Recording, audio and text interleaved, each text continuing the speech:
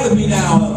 Feel the wind in your face and the power beneath you. This is the medicine of the horse. Tashuka waka.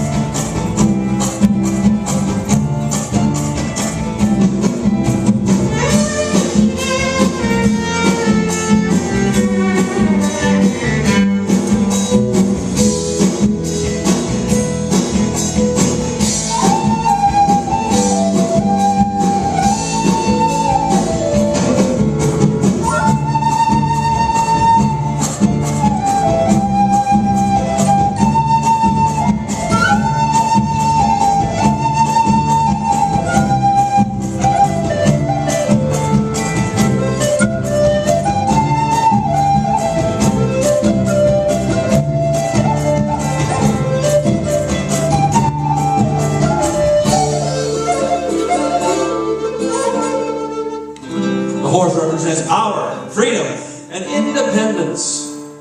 We love the horse. His message for us is to find our personal power or reclaim it and break old habits that no longer serve us so that we can learn to walk in a new way. That is the medicine of the horse, the holy dog, Tashuka waka.